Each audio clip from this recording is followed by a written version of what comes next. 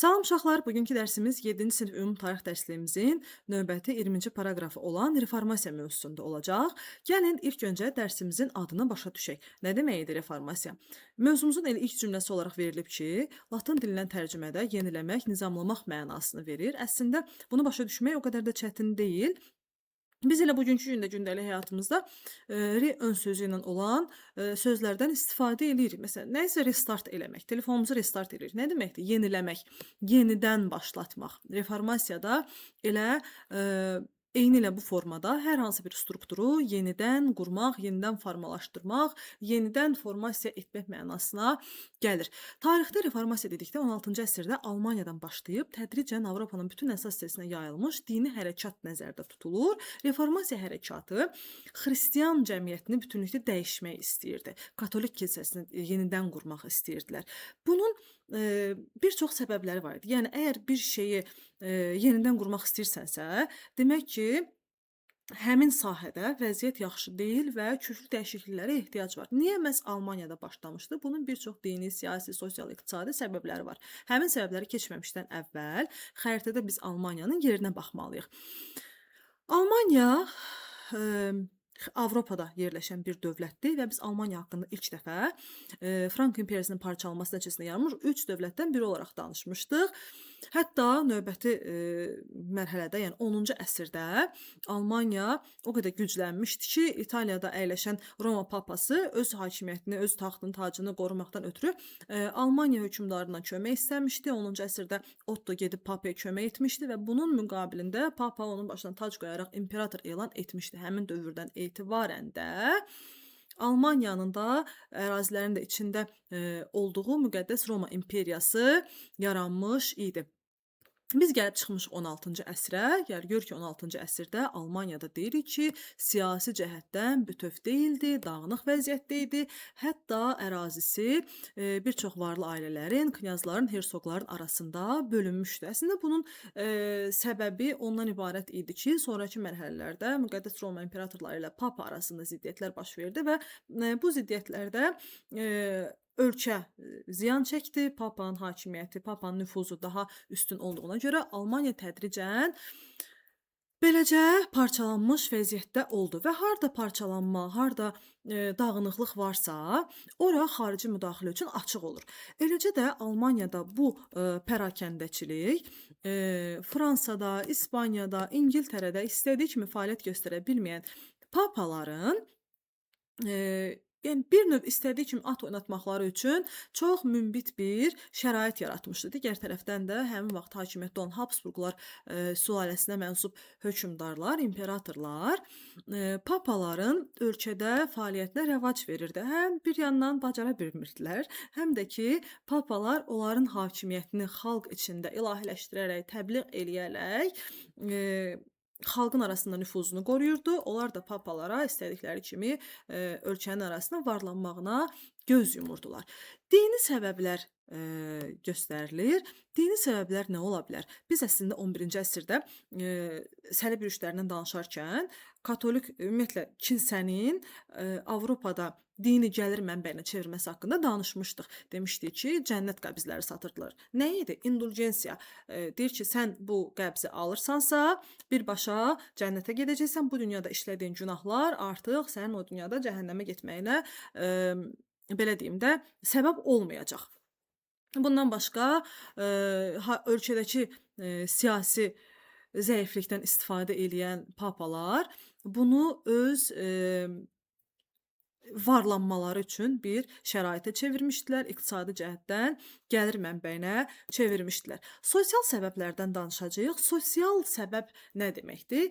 Xalqın arasında, yəni əhalinin vəziyyəti ilə bağlı olan, insanlarla bağlı olan səbəb, birbaşa bağlı olan səbəb. İnsan amili, belə deyək. Sosial səbəb nə idi? Hansı ki, həqiqətən reformasiya gərəkdirirdi. Belə ki, Almaniyada insanların çoxu kəndlərdə yaşayırdı. Şəhərlərdə insanlar az məskunlaşmışdılar. Buna baxmayaraq, Təhsil də elə şəhərlərdə idi. Kəndlilər, bir növ şəhərlərdəki təhsilə əlləri çatmırdı. Amma gəl gör ki, şəhərlərdə təhsil latın dilində qurulmuşdu. Çünki həmin vaxt kilsədə bütün, istər ayinlər, kitablar, mərasimlər hamısı latın dilində təşkil olunurdu. Buna görə də Almaniya ərazisindəki təhsil də latın dilində qurulmuşdu. Hətta vəziyyət o yerə çatmışdı ki, İnsanlar latın dilini, bilməyənlərə yuxarıdan aşağı baxırdılar və yaxud da məktəblərdə latın dilində yox, alman dilində danışanlara cəza verirdilər və gələcəkdə, reformasiya hərəkatının rəhbəri olacaq Martin Luther də məhz həmin o şagirdlərdən idi ki, məktəbdə öz ana dilində danışdığına görə, cəza alırdı və yaxud da cəza alan şagirdlərə şahidlik etmişdi. Yəni təsəvvür elə ki, sən öz ölkəndə hər hansı bir, məktəbdə öz ana dilində, Azərbaycan dilində danışdığına görə, cəzalandırılırsan və yaxud da ki, sən kəndli olaraq tutaq ki, məsələn, ölkədə təhsil rus dilində qurulub, sən rus dilində bilmirsənsə, sənə yuxarıdan aşağı baxırlar və sair və ilaxır. Gör nə qədər qıcıq yaradan, ümumiyyətlə ölkənin, bir dövlətin, bir millətin dəyərlərinə, təhqir olan bir məsələ imiş. Eləcə də millətin əsasını, özünü dil təşkil edir. Əgər dilini öldürürlərsə, dilini əlindən alırlarsa, yavaş-yavaş o millət də məhv olmağa doğru gedərdi. Reformasiyanın iqtisadi səbəbləri nə ola bilərdi? Bunun xarici və daxili səbəbləri var. Xarici səbəblər o idi ki, Almaniya İngiltərədən, İtaliyadan, Hollandiyadan geri qalırdı. Yəni iqtisadiyyatı o ölkələrin iqtisadiyyatına ayaqlaşa bilmirdi. Daxili bazarda isə deyir inflyasiya, inhisarçılıq, rüşvətxorluq geniş yayılmışdı. Rüşvətxorluqla rüşvətxorluğu hamımız başa düşürük nə deməkdir. İnflyasiyanın inhisarçılığa baxaq. İnflyasiya pulun dəyərdən düşməsidir.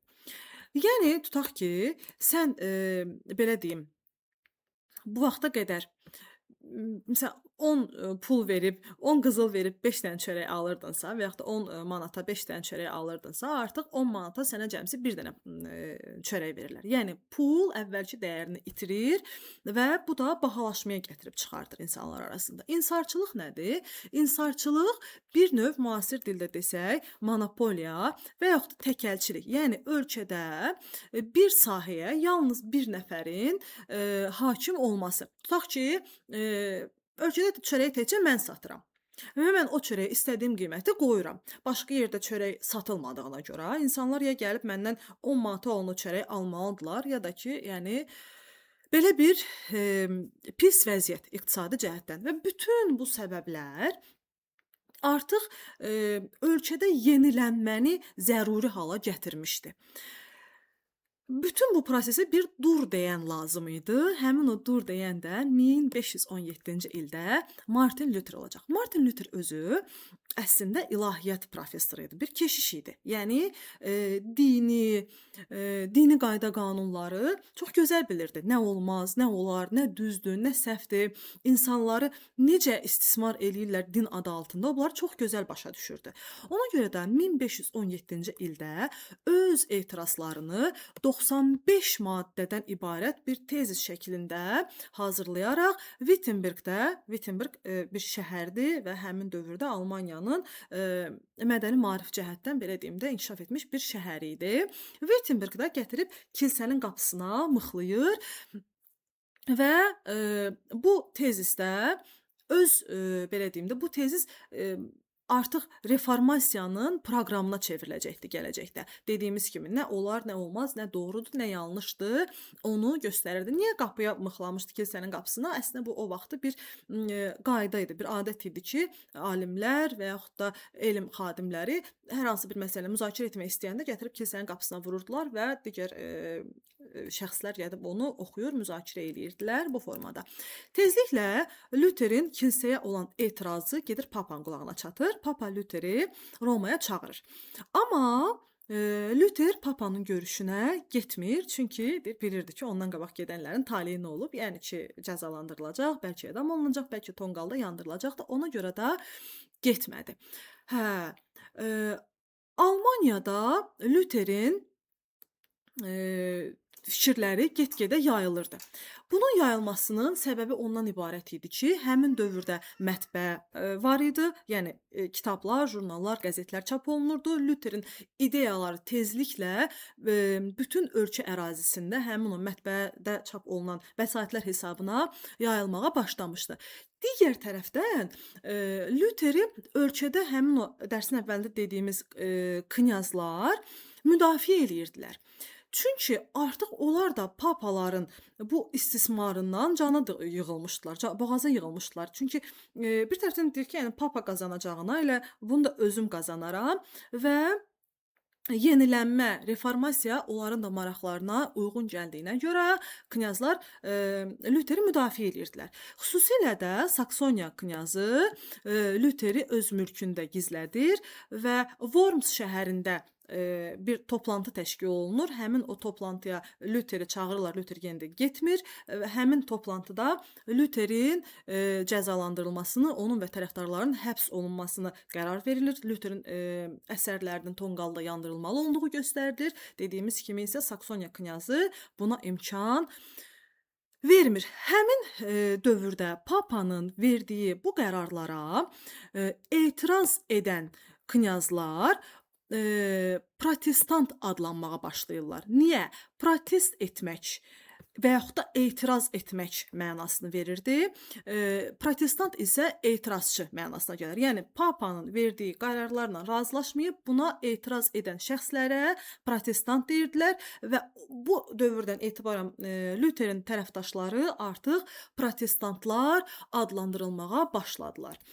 Vəziyyət o yerə çatdı ki, artıq gəlib çıxmışıq 1555-ci ilə, kifayət qədər zaman keçib, Lüterin nüfuzu dediyimiz kimi istər knyazların onu müdafiə etməsi ilə, istərsə də yayılmış, çap olunub yayılmış əsərləri sayəsində bütün ölkəyə yayıldı və tərəfdaşlarının sayı o dərəcədə artdı ki, papalar Lüterin iradəsi ilə razılaşmaq məcburiyyətində qaldılar. 1555-ci ildə Augsburgda bir saziş imzalandı. Bu sazişlə protestantların din azadlıqları rəsmi olaraq tanındı. Eləcə də protestant knyazlar, yəni Lüterin tərəfdaşlarına böyük imtiyazlar verildi. Onlar öz istədikləri dinə qulluq edə bilərdilər. İnsanlara din azadlığı verilir, amma bir şərtlə ki, bu azadlıq təkcə knyazlara verilmişdi. Necə? Məsələn, mən tutaq ki, knyazam, mən protestantam, mənim ərazimdə yaşayan insanlar mənim dinimə sitayiş etməlidirlər. Etmək istəmirlərsə köçüb gedə bilər. Yəni hər bir kəsə ayrı-ayrı yox, yəni bu qədər pərakəndəçilik olmasa, knyazlara isə din azadlığı verilmişdi. Yəni qısaca desək, Almaniyada reformasiya hərəkatı qalib gəldi.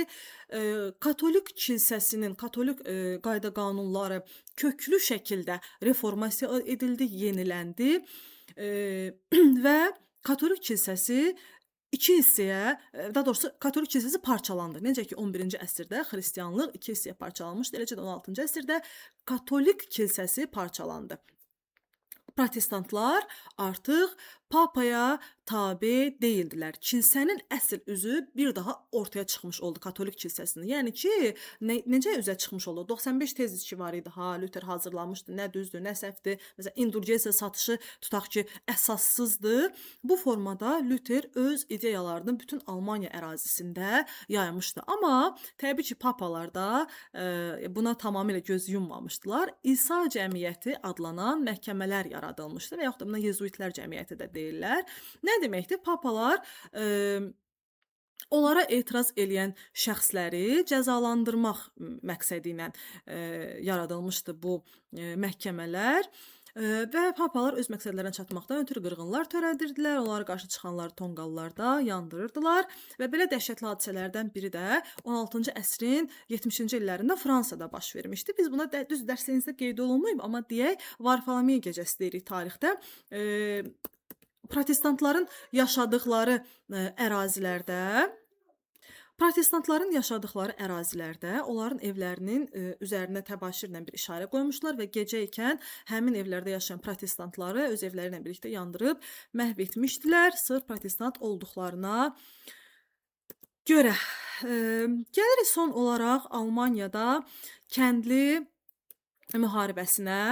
Eee, ev Martin Luterin reformasiya hərəkatı, gedərkən, digər tərəfdən Almaniyada kəndlilər də öz kəndli reformasiyalarına başlamışdılar və kəndli reformasiyasına, Thomas Münzer rəhbərlik eləyirdi. Lutherdən fərqli olaraq bu hərəkat feodal qaydalarını hədəf almışdı və feodal qaydalarına qarşı silahlı mübarizəni nəzərdə tuturdu. Silahlı mübarizə yolu ilə öz haqlarını eləyirdilər.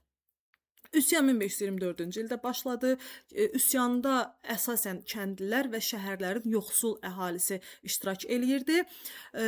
Varlı şəhərlilər Lutherlə birlikdə feodalların tərəfinə keçdilər və üsyançılara qarşı mübarizə aparmağa başladılar. Luther öz bu addımını onunla əsaslandırırdı ki, ümumiyyətlə Luther bütünlükdə belə deyim də hakimiyyətin yox etmək tərəfdarı deyildi. O sadəcə reform etmək, yeniləmək, düzgün qayda-qanunla işləməsini istəyirdi.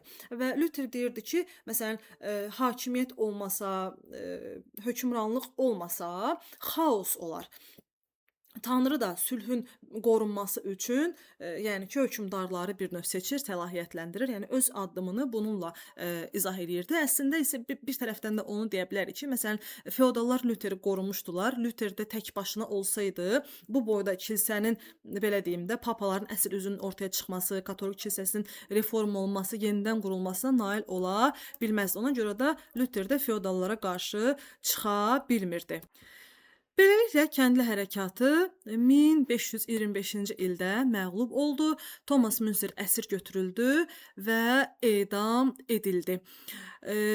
Üsyanın amansızlıqla üsyan amansızlıqla yatırıldı və məğlub olma səbəbləri də ondan ibarət idi ki, yəni üsyançılar bir növ pərakəndə döyüşürdülər, vahid bir idarəçilik, yaxşı silahlanma yox idi. Biz əslində bu səbəbləri Fransa, İngiltərədəki kəndli hərəkatlarından danışarkən də demişdik, amma onlardan fərqli olaraq Almaniyadakı kəndli hərəkatı heç bir müsbət nəticəyə nail ola bilmədi. Məsələn, o hərəkatlarda demişdik ki, kəndli hərəkatı uduzsa da, əslində kəndlilərə qarşı olan qaydalar nisbətən yumşaldılmışdı. Vergiləri artırmağa artıq ehtiyat eləyirdilər. Təhkimçilik qaydaları tezliklə ləğv olundu. Almaniya isə tam əksi oldu. Almaniyada vəziyyət biraz da ağırlaşdı və şəxsən azad olan kəndlilər də təhkimli halına salındılar. Təhkimçilik də nə idi yadımıza salırıq? Yəni kəndlinin bir yerdən başqa bir yerə köçüb gedə bilməyə icazəsinin olmaması, həmin o yaşadığı torpağa təhkim olunmasına təhkimçilik deyirdik. Almaniyada feodal dağınıqlığı isə uzun müddət davam etmiş oldu. Son olaraq burada qeyd olunur ki, feodal qaydalarının ləğvi burjuaziyanın xeyrinə idi. Amma yenicə yaranan burjuaziya üsyana rəhbərlik eləyə bilmədi. Burjuaziya nə deməkdir? Kapitalist cəmiyyətində bir növ kapitalist cəmiyyətin yuxarı təbəqəsi, istehsalçı təbəqəsi, bir növ belə deyək. Kapitalist cəmiyyətində istehsal alət və vasitələrinin sahibi olan, muzlu əməyi istifadə etməklə qazanc əldə edən hakim sinif. Feodal cəmiyyətində hakim sinif, feodalizm cəmiyyətində hakim sinif kim idi? Feodallar torpağı var idi, kəndlilərə verirdi, kəndli əkib becərib feodala vergi verirdi. Burjuaziya və yaxud da kapitalist isə neynirdi? Muzlu əmək fəaliyyətindən istifadə edirdi. Yəni muzlu işçi işlədirdi. Bir növ indiki dildə desək fəhlə işlədirdi. Ona pul verirdi. Əldə etdiyi gəliri aparıb bazarda satır və qazancından daha böyük. Məsələn, bu gün 5 sot torpağı var, sabah 10 sot torpaq alır və yaxud da bu gün balaca bir sexi var, sabahları böyük bir özünə fabrik açacaq. Bu formada burjuaziya və yaxud da kapitalizm cəmiyyəti dedikdə bunu başa düşürük. Növbəti dərslərimizdə əslində daha geniş, daha aydın izahını verəcək burjuaziya kim idi, burjua cəmiyyəti və yaxud da kapitalist cəmiyyəti nə idi? Bugünkü mövzumuz bu qədər. Son olaraq